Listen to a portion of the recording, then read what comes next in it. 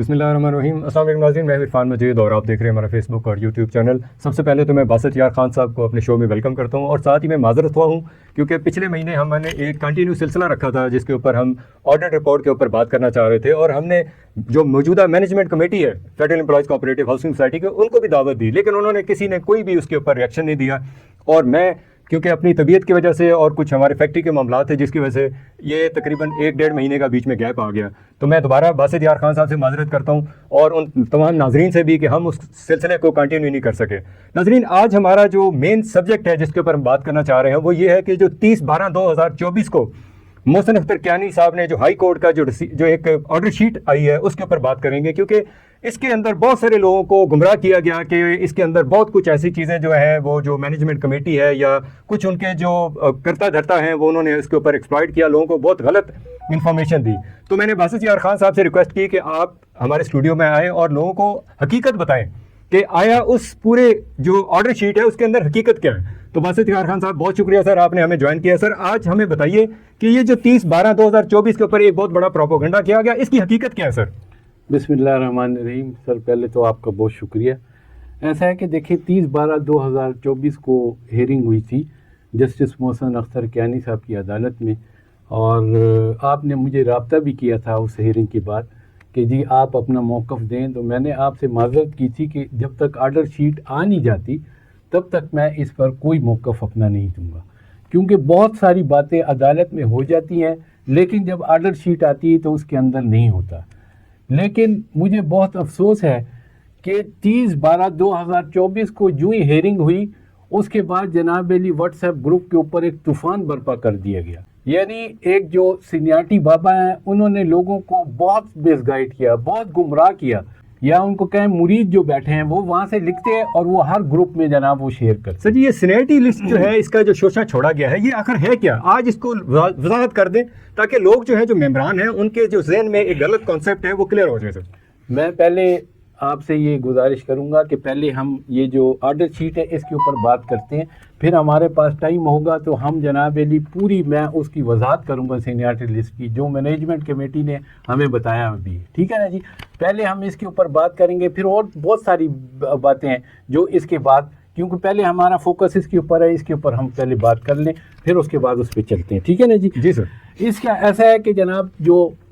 Order sheet ہے اس میں اگر آپ دیکھیں تو سی ڈی اے کا جو وکیل تھا اس نے جناب علی وضاحت کی کہ جی پہلے جو ایل او پی تھا یہ F E C H S کا وہ 1068 کنال اور 85 مرلے پر اپروو ہوا تھا, جس کو جناب علی 9/4/2011 کو جو ہے نا دوبارہ سے اس کو جناب علی نئے سرے سے ریوائز ایل او پی اپروول کے لیے سی ڈی اے کو دیا,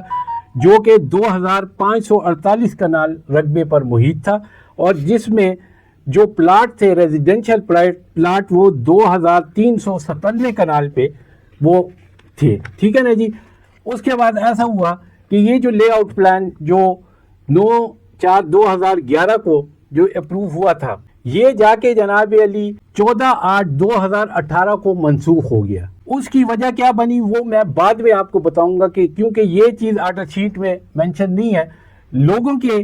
مطلب ہے اس کے لیے نالج کے لیے میں اس کے بعد اس پہ بات کروں گا. ٹھیک ہے نا جی. جب یہ 14/8/2018 کو جب یہ منسوخ ہو گیا تو 2/8/2024 کو یہ جو مینجمنٹ ہے اس نے جناب علی سی ڈی اے سے رابطہ کیا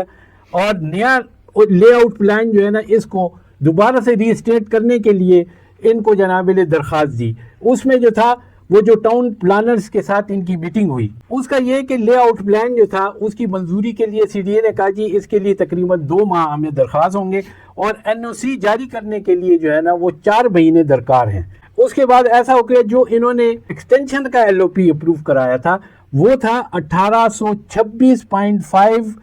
کنال کے اوپر زون 5 کے لیے. ٹھیک ہے. اس کے اندر دونوں مینجمنٹ جو F E C H S اور این اے ای سی ایچ ایس جو نیشنل اسمبلی کی ہے وہ دونوں اس کے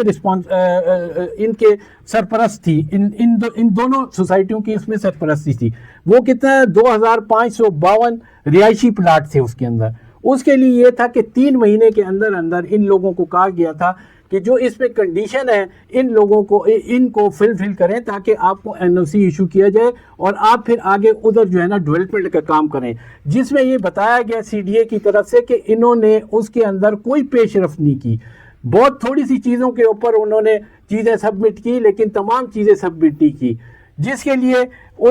سی ڈی اے نے ان لوگوں کو 12/11/2024 کو جو ایک شوکاز نوٹس ایشو کیا کہ اور یہ بتایا اس کے اندر یہ آرڈر شیٹ کے اندر یہ چیز لکھی ہوئی ہے، انہوں نے کہا سی ڈی اے نے کہ یہ مینجمنٹ جو ہے یہ مخلص نہیں ہے، انہوں نے ان لوگوں کو چارج شیٹ ایشو کی باقاعدہ 12/11/2024 کو، ٹھیک ہے نا جی۔ ایک چیز جو ہے بیچ میں تھوڑا سا کرنا چاہوں گا کہ جیسے کہ یہ جو موجودہ مینجمنٹ کمیٹی کے جو صدر جو ایکس صدر ہیں جو خالد محمود بڑائی صاحب، انہوں نے جس کنڈیشن میں اس لے آؤٹ پلان کے اوپر سائن کیے تھے وہ سب کو پتہ ہے کہ کس طرح زبردستی کرائے گئے، ان کے کیونکہ اپنے معاملات تھے وہ اپنے معاملات حل کر کے وہاں سے نکل گئے، اب سوسائٹی کے جو ممبران ہیں یا سوسائٹی جو وہ جائے جہنم میں، تو انہوں نے اسی طرح ساری چیزوں کو جہنم میں اور اس کو اس طرح لوگوں کو ذلیل کرنے کے لیے سارا ایک ڈرامہ کھیلا تھا 1864 کنال کا، تو یہ سر اس کی حقیقت تھی۔ اب دیکھیں اس کے پیچھے ان کے اوپر جو شوکاز نوٹس ایشو ہو رہے ہیں کیونکہ یہ لوگ سیریس ہی نہیں ہیں، سیریس بالکل اس کے اندر لکھا گیا ہے، باقاعدہ اس کے اندر لکھا گیا ہے کہ یہ مینجمنٹ سیریس نہیں ہے اس کو اپروو کرانے کے لیے۔ اب دیکھیں جو لے آؤٹ پلان فیز 2 کا جو ہے وہ 21/10/2024 کو 1066 کنال کے لیے اپروو ہوا تھا، ٹھیک ہے نا جی۔ اس کے اندر چیزیں انہوں نے شو کی تھی، 28 کنڈیشن تھی کہ یہ فیس آپ نے جمع کرنی ہے، سی ڈی اے نے یہ بتایا عدالت کو کہ انہوں نے کوئی اس قسم کی کارروائی نہیں کی، یہ میں اپنے آپ سے نہیں کہہ رہا، یہ آرڈر شیٹ جو ہے اس کے اندر لکھا ہوا ہے۔ دوسرا یہ اگر آپ اس کے یہ 4 نمبر تک ہی میں نے آپ کو بتایا، اس کے بعد 5 نمبر جو آرڈر شیٹ کا ہے وہ اگر آپ دیکھیں اس کے اندر یہ جو سیکٹری کوآپریٹو یعنی ڈی جی کوآپریٹو، اس کو سیکٹری کوآپریٹو بھی کہتے ہیں، انہوں نے کیا بتایا وہاں پہ جو اپنا موقف عدالت میں جمع کرایا ہے اور ٹائم لائن جو دی ہے فیز 2 فیز 1 کے لیے وہ اس طرح سے انہوں نے کہا جی فیز 1 کا جو ایل او پی ہے وہ 6700 کنال پہ محیط ہے فیز 1 کا، ٹھیک ہے نا جی۔ یہ لے آؤٹ پلان جو ہے یہ انہوں نے سی ڈی اے میں جانچ پڑتال کے لیے مطلب پیش کیا ہوا ہے، اور اس میں یہ جو ہے ڈی جی کوآپریٹو نے یہ F E C H S کی انتظامیوں کو کہا ہے کہ جو انسٹرکشن سی ڈی اے نے آپ کو دی ہے اس کے مطابق جو ہے نا آپ ان کو 4 ہفتے کے اندر انہوں نے کہا جی 4 ہفتے اس میں لگیں گے، 4 ہفتے کے اندر یہ تمام چیزیں آپ سی ڈی اے کو سبمٹ کریں تاکہ لے آؤٹ پلان اپروو ہو جائے، ٹھیک ہے۔ تو پھر یہ ہوا نا کہ جس ٹائم لاسٹ ٹائم بھی ہم نے جو ویڈیو کی تھی اس کے اندر آپ نے یہ چیزیں بہت کلیئر لوگوں کو بتائی تھی کہ ان کو جو ہے وہ کنڈیشنل ایل او پی دیا گیا ہے، لیکن اگر جس طرح ابھی آپ نے اس آرڈر شیٹ کے اوپر بتایا کہ ان کو تو 4 ہفتے یا 8 ہفتے دیے گئے تھے، لیکن اب وہ ٹائم تو گزر گیا، اب اس صورتحال کیا بنے گی؟ میں آپ کو یہ جو میں نے بات کی 6700 کنال والی، یہ فیز 1 کی ڈی جی کوآپریٹو یہ اپنی اسٹیٹمنٹ جو اس نے ہائی کورٹ میں جمع کرائی ہے میں وہ پڑھ کے آپ کو بتا رہا ہوں، ٹھیک ہے نا جی۔ اس کے اندر 4 ہفتے کی بات کی گئی ہے، فیز 2 کی ابھی ہم آگے جا کے بات کریں گے۔ یہ فیز 1 کی بات کی کہ 4 ہفتے کے اندر انہوں نے کہا جی کہ یہ اپروو ہو جائے گا، اور ان کو انسٹرکشن دی کہ جی آپ تمام چیزیں سی ڈی اے کے پاس جمع کرائیں۔ جب لے آؤٹ پلان اپروو ہو جائے گا تو اس کے بعد 8 ہفتوں میں جناب جو این او سی ہے وہ ایشو ہوگا۔ انتظامیہ کو جناب ایف سی ایچ ایس کو انسٹرکشن دی ہیں ڈی جی کوآپریٹو نے کہ جی آپ ان کو 8 ہفتے کے اندر تمام چیزیں ان کو پورا کریں، اور تاکہ آپ کو این او سی ملے، اور این او سی کے بعد جو ہے نا آپ ڈیولپمنٹ کریں اور لوگوں کو پلاٹ جو ہے نا ڈیلیور فیز 1 میں کریں، کیونکہ اس کے بعد یہ اگلا عمل شروع ہوگا جب آپ یہ تمام چیزیں پوری کریں گے، ٹھیک ہے نا جی۔ تو یہ تمام چیزیں اب آگے آتا ہے فیز 2 کی بات وہ کرتی ہے کہ فیز 2 میں کیا کرنا ہے ڈی جی کوآپریٹو۔ انہوں نے کہا جی اس کا لے آؤٹ پلان اپروو ہوا، اس کے لیے 3 مہینے کا ٹائم تھا جو میں نے پہلے بیان کیا ہے۔ این او سی پھر اس کے بعد ایشو ہوگا، این او سی ایشو ہونے کے بعد ڈیولپمنٹ کا کام ہوگا وہاں پہ، اور فیز 2 میں پھر جو ہے نا جو متاثرین ہیں ان کو مطلب 3 مہینے کے اندر این او سی کے 3 مہینے کے اندر لوگوں کو پلاٹ وہاں پہ ڈیلیور کیے جائیں گے۔ یہ سارا اس کے آگے جو ہے اس میں صرف وہ اس کے بعد جو ہے یہ جو نیشنل اسمبلی کی وہ حد بندی کے بارے میں رپورٹ ہے کہ جی 42 کنال کی اراضی ہے اس کی حد بندی کرنی ہے، اس کے لیے جناب انہوں نے چیف کمشنر آئی سی ٹی کلیکٹر اسلام آباد کو ہدایت کی ہے کہ جی اگلی پیشی پر جو ہے نا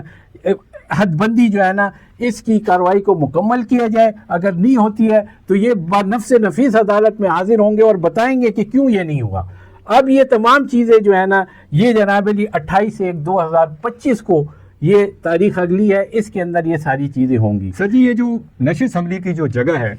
اس کے بارے میں ذرا لوگوں کو بتائیں کہ جس کے لیے ڈیمارکیشن کے لیے ہائی کورٹ کی طرف سے یہ آرڈر آ گیا ہے کہ اس کے اندر اس ڈیمارکیشن کو کون کروائے گا؟ اس میں تو کمشنر اسلام آباد وہ بھی اس میں انوالو ہیں، ڈی سی بھی انوالو ہیں، رابعہ اورنگزیب صاحبہ جو ہیں وہ ڈی جی کوآپریٹو وہ بھی اس میں انوالو ہے۔ آخر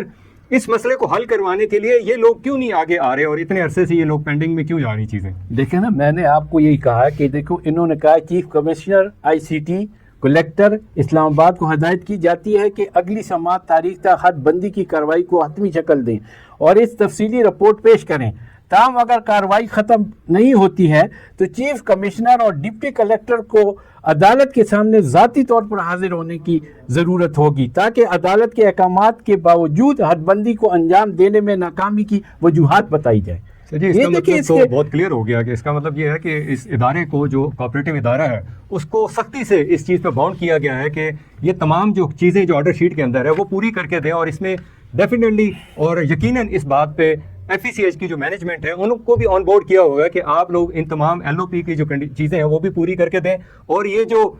ڈیمارکیشن کا مسئلہ ہے اس کو بھی حل کر کے دیں تاکہ یہ مسائل جو عرصہ دراز سے 20 سالوں سے یہ لنگر آن ہوتے جا رہے ہیں یہ کلیئر ہوں۔ تو سر اس کے بارے میں اس کو آپ سمرائز کر کے بتائیے گا کہ لوگ جن کو یہ بتایا گیا ہے کہ سینیئرٹی لسٹ جو ہے وہ اس کے اندر بیان کر دی گئی ہے، لوگوں کو سینیئرٹی پہ پلاٹ دے دیے جائیں گے اور سینیئرٹی وٹ ایور جو بھی ہے وہ غلط ہے، ٹھیک ہے، اس کے اوپر لوگوں کو بتائیں کہ یہ جو پروپیگنڈا چل رہا ہے گروپوں کے اندر کہ مینجمنٹ کمیٹی نے وہاں پہ واجد نسیم سعید نے 3 دفعہ وہاں پہ کہا کہ بھی ہم پلاٹ دینے کو لیے تیار ہیں لیکن کورٹ کی طرف سے کوئی ڈائریکشن نہیں ہے۔ تو یہ کیونکہ آپ نے وہاں پہ بیٹھ کے یہ پورا کیس سنا ہے، آپ ممبران کو بتائیں کہ حقیقت کیا ہے سر؟ دیکھیں جی یہ آرڈر شیٹ میں نے آپ کو پڑھ دی ہے ساری، کوئی لائن ایسی نہیں ہے جو میں نے نہ پڑھی ہو۔ اب مجھے آپ لوگ بتا دیں کہ اس کے اندر سینیارٹی کا جو رولا ایک ہمارے سینیارٹی بابا نے سارے لوگوں کو گمراہ کیا ہے، اس میں کہاں لکھا ہوا ہے یہ چیز کہ جی ابھی کورٹ روم سے میں یہ جو سینیارٹی بابا ہے نا یہ ان کی میں بتا رہا ہوں، ابھی کورٹ روم سے نکلا ہوں، تفصیل رات کو گجرانوالہ پہنچ کے لفظ بائی لفظ تحریر کروں گا۔ مختصر یہ ہے کہ جج صاحب نے واضح کر دیا ہے کہ سینیارٹی لسٹ کے مطابق پلاٹ کی الاٹمنٹ ہوگی۔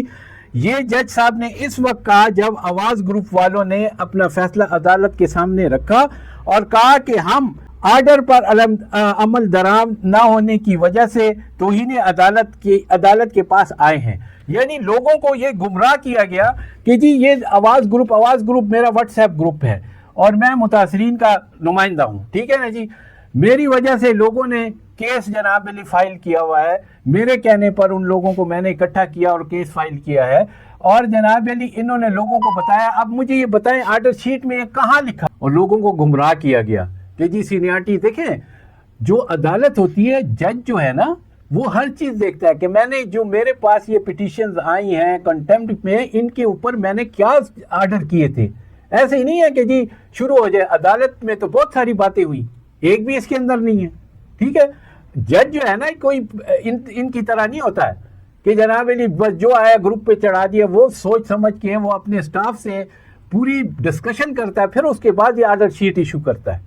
انہوں نے عالم ہے اس میں جناب علی انہوں نے کہا یہ جو موصوف ہیں یہ سینیارٹی بابا کہ جی باسط صاحب نے عدالت میں جناب وہ اپنا آرڈر پڑھ کے سنایا، باسط صاحب نے یہ کیا، آواز گروپ نے یہ کیا۔ اب دیکھ لیں کم از کم اس پروپیگنڈے سے یہ بات تو ثابت ہوگی کہ یار میں ایسا بندہ ہوں کہ جو متاثرین کے لیے ہائی کورٹ سپریم کورٹ ہر جگہ آواز اٹھاتا ہے۔ یہ بات لوگوں کو ثابت کر دی انہوں نے خود اپنے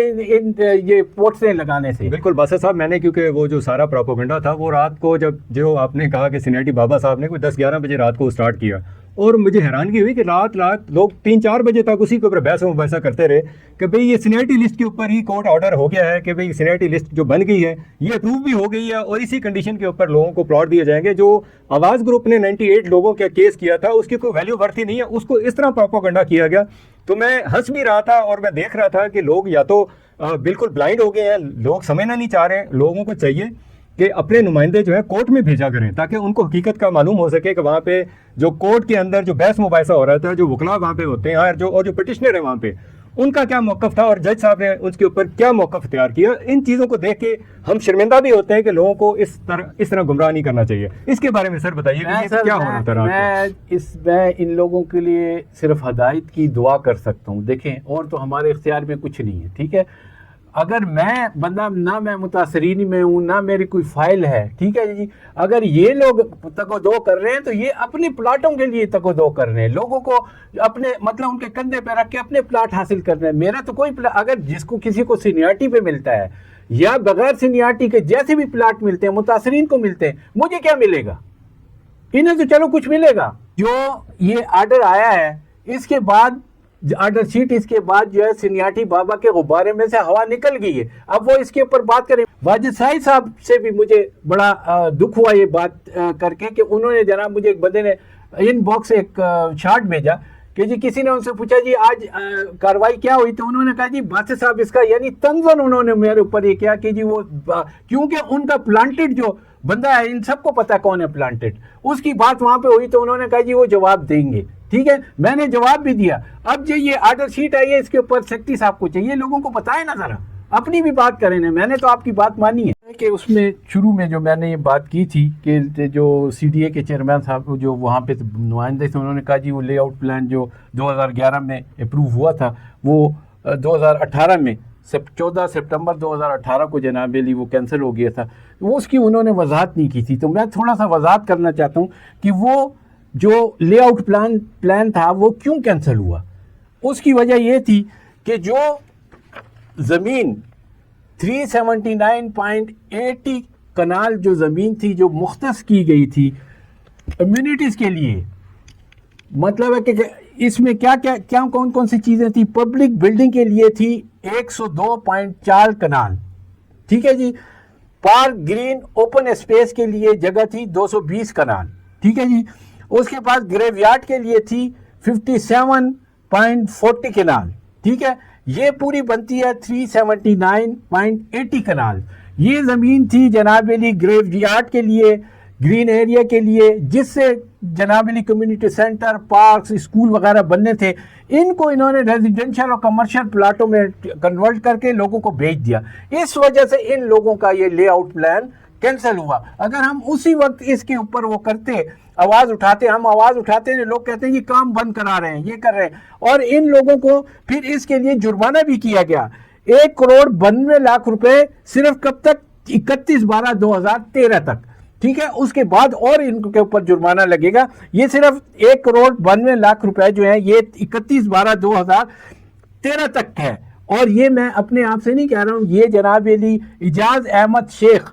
जो है, ये जनाब अली जो सीडीए के जो ये इसकी जो वो करते हैं लेआउट प्लान वगैरह को देखती है, उनके दस्तखतों से ये इशू हुआ। सर जी, ये तो बहुत बड़ा एक स्कैंडल कह लिए कि ये लोगों के बहुत सारे ऐसे हकायक हैं जिसके ऊपर लोगों को पर्दा डाला हुआ है कि आखिर सोसाइटी की जो तबाहाली की वजूहात हैं जिसकी वजह से सोसाइटी आज भी नुकसान में जा रही है, ये वो चंद पॉइंट थे जहाँ पे एक्शन फिल फॉर एक्शन लिया जाता है। जैसे 2018 में ये एलओपी कैंसिल हुआ था, अगर उसी टाइम इसके ऊपर वर्किंग की जाती और इसको रिस्टोर करवाया जाता तो ये सोसाइटी जिसके ऊपर अरबों रुपए का फाइन हुआ है ये आज ना होता। और ये वो बातें हैं जो मेंबरान से बहुत शुक्रिया बासित साहब, आज का प्रोग्राम यहीं पे ख़त्म करते हैं। लेकिन बहुत सारे हकाइक जो हैं वो आपको ऑर्डर शीट के मुताबिक मिल गए होंगे कि बासित साहब ना इनका वहाँ पे कोई प्लॉट है ना वो किसी तरह के मुतासरीन है, लेकिन ये इनका बड़ापन है कि वो अपने पैसे लगा के, अपना टाइम लगा के कोर्ट कचहरियों में जाते हैं और इस केस को परसू करते हैं। और मुझे बासित साहब की बात को हमेशा मैं याद रखता हूँ कि उन्होंने कहा कि हमारे अमाल में क़यामत वाले दिन हो सकता है कुछ और हो ना हो, लेकिन ये जो मुतासरीन का अगर मसला की हल हो जाता है तो मेरे अमाल नामे में एक बहुत बड़ा क्रेडिट होगा, जिसके लिए मुझे